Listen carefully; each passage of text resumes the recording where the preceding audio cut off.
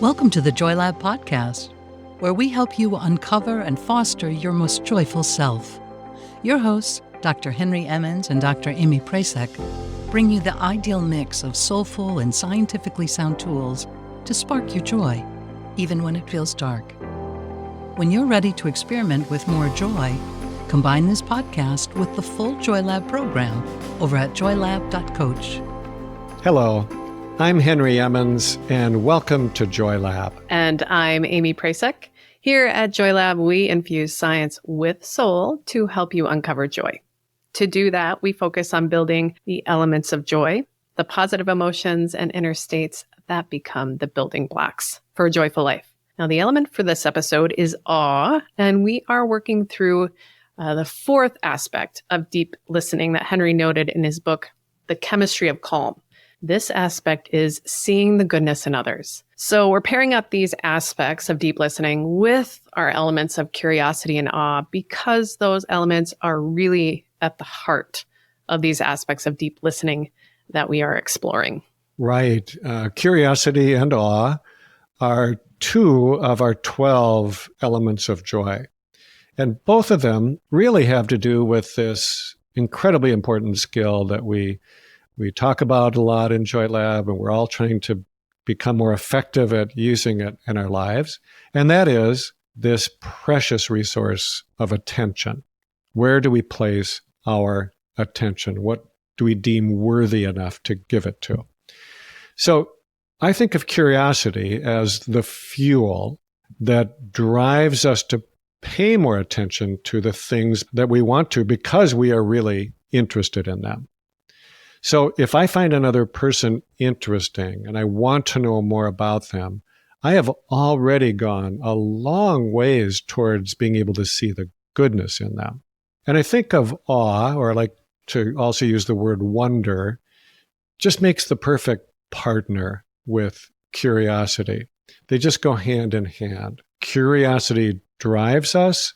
And then when we have an experience of awe, when we see the wonder in another person, it's just this incredible payoff that makes us want to do this even more. We want to see the world in this way more and more of the time.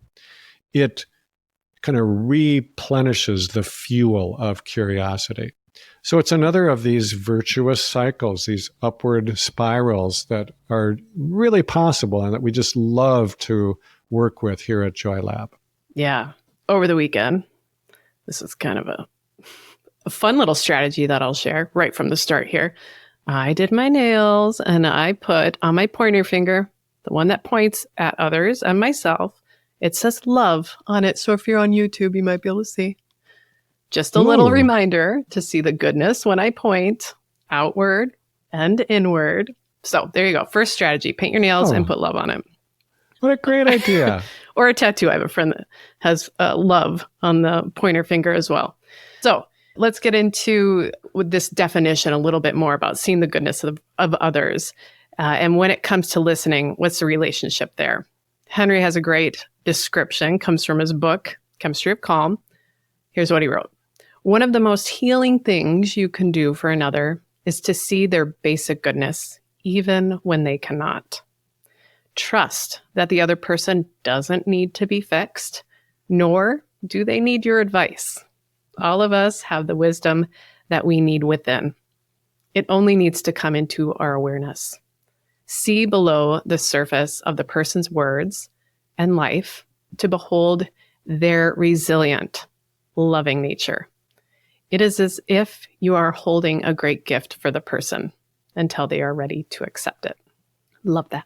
Thank you. When I hear that, and it's been a very long time since I've heard it or read it, I am so clearly reminded of why and how I wrote that, because it was inspired by a single, very specific encounter. And this is a long time ago, probably 15 years ago. So I was meeting a new client, and as often happens in the first session with someone, I really don't ask a ton of questions. I ask maybe a few, but mostly I'm just listening to the story. And she had quite a story to tell. She had faced a lot of life challenges and had a lot of losses, and it was clear to me that one of the things she was doing as she spoke about this was that she was grieving this. I'm not sure she knew that she was doing that, but that was my sense. But what really struck me was the courage that she exhibited just to keep going, the resilience she had to keep getting up after each of these times she was knocked down. And these are qualities that I am pretty sure she could not see in herself, at least not right then. But it was really, really obvious to me. Yeah, there was a lot of tough stuff there. And I never dismissed that, the importance of that. But at the same time, I felt very moved and somewhat in awe, frankly, of this person in front of me. Now, that doesn't always happen for me with a new patient or in other meaningful conversations, but it does sometimes. And I really am clear about this, that I don't look at it as though I am helping this person by being present in that way, because it's just as good for me to be opened up and moved in this way, to have an encounter with the goodness and the grace in another person is an incredibly enlivening experience for me as well. That opening, I think, it boosts our own resilience and well-being when we see the goodness in someone else. And it creates that opening. In episode 61, we talked about moral elevation, feeling that line right here, that feeling that we get when we witness someone doing something really kind or brave or generous. When we witness their goodness, when we see that, we feel elevated. And that opening up, that elevation, it's not abstract. Just as I said, it's related to a boost in positive emotions and in improvements in our self-care, right? So essentially, when we see more goodness in others, when we point with love, we will very likely see more goodness in ourselves. That's why we have our Me Time Circle over in our resilient community, a space dedicated to seeing and sharing the good stuff we witness, because it creates that upward spiral that you noted, Henry, just a moment ago. And we will feel better when we witness the good. Now I'm going to talk about an obstacle, because I love to put those two things together. Let's just balance it out here.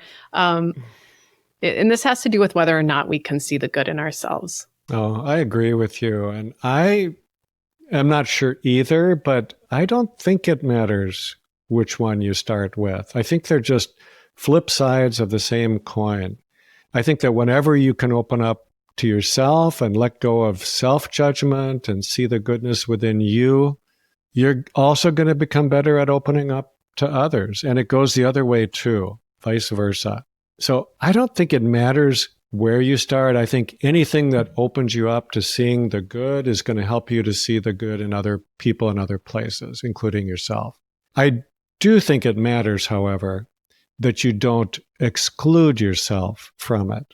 In other words, you don't want to go about just seeing the goodness in others and still think that you yourself are somehow broken or unworthy or whatever. It really, you got to include yourself in it too. So try to see yourself with the same eyes that you see the people who you love in your life. And in doing that, you are just going to get better and better at it. And the world is going to seem like a friendlier and friendlier place. Yeah, I love that. So if it's feeling impossible on one side of that, seeing it in others or seeing it in yourself, the idea perhaps is that we can practice on one side of that coin and it will support the other. On that relationship, there is a recent study that kind of looked at this. I think it's helpful. They use measures of self-compassion and its relationship to how folks saw other people's flaws. And the results were pretty clear. Participants who rated higher on self-compassion saw fewer flaws in others. The title is great too. It's called From Me to You. Self-compassion predicts acceptance of own and others' imperfections. From me to you. So there's skill here that they're discussing in the study that we're discussing now.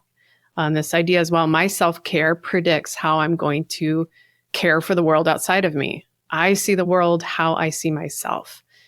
And this relationship. I think that is really important. I see the world how I see myself. Right? Yeah. Wow. But it's a skill too. So it's not something that you were born into, this vision, right? This is what we talk about so much here. This idea of learned optimism, as Dr. Martin Seligman presented that phrase, that we can develop these skills. We can learn to see ourselves with more love. We'll see the world outside ourselves with more love. So this study and what we're saying here is very likely one doesn't cause the other. They work together. Mm-hmm. So I'm reminded of a term that I just really like, and I can't remember where it came from, but to me, it's a suggestion for how to look at other people, and that is to see them with soft eyes. I love that, partly because it is so simple and so understandable. Look at others with soft eyes. Soften your gaze, release your grip. Be kind. Be forgiving. Do it for others, but also do this for yourself. We can be curious without grasping. And when you soften, even soften your grip, so to speak, well, you open up. And then you can really let wonder come in. I love that. It also reminds me maybe of a strategy of just really quite literally softening the tension around your face when you're with somebody in conversation, to release the tension that might be sort of gripping up in your jaw, around your eyes and ears, that opportunity to take a breath, and then invite some softness because it changes the perspective. And then starting from a place of compassion, also this acknowledgement that we are not broken, we do not need to be fixed, that creates some space for growth and improvement. So this idea too that there is change that occurs here. It's not just falling to the floor. Right. Well, my one of my favorite Zen quotes, Amy, it is, "You are perfect as you are, and you could use a little improvement." It's my favorite quote. I love it because it stands in the face of so many of sort of the militaristic approaches to behavior change that we talk about, right? So it's not this, it's not just falling to the floor and giving up and getting rolled over, right? Yeah, I love that. We are perfect, and we could use a little improvement. It's the secret sauce for creating change. Love those around you so much that you are inspired to create change. Love yourself so much that you want to create change. So again, this idea that this goodness stuff, it's not passive. It's what positive change is built on. We actually have a really great meditation in episode number 39 that can support us in this practice of seeing the good in others, seeing the good in ourselves. So in episode number 39, it's called Healing the Rejected Self. I think it's a great aspect that applies to everything we're talking about right now. Amy, is it okay if I read a poem today? Yes, please. I don't want to close every episode. You go. I'm gonna close this episode if that's all right. Yeah, please. So I used to read a lot of poetry. I just sometimes come across a poem I find so meaningful, and I still do from time to time. But anyway, this is a poem that came to me that same day, several years ago, when I met that patient that I was referring to earlier, the one who, inspired my writing about the goodness in others. So this was later in the day, probably in the evening after I got home from work, and I was still feeling moved from that session I had. And then I came across this poem in my inbox, and I just was kind of floored by it. I could not help but see the connection to the patient that I had seen earlier in the day. So here it is. I'm just going to read part of it. It's a poem by Rumi that's called "Can't You See the Mighty Warrior?" How often you ask, what is my path? What is my cure? He has made you a seeker of unity. Isn't that enough? All your sorrow exists for one reason, that you may end sorrow forever. The desire to know your own soul will end all other desires. Can't you see? If you are not the king or queen, what meaning is there in a kingly or queenly entourage? If the beautiful one is not inside you, what is that light hidden under your cloak? From a distance, you tremble with fear. Can't you see the mighty warrior standing ready in your heart? Thank you for listening to the Joy Lab podcast. If you enjoyed today's show, visit joylab.coach to learn more about the full Joy Lab program. Be sure to rate and review us wherever you listen to your favorite podcasts.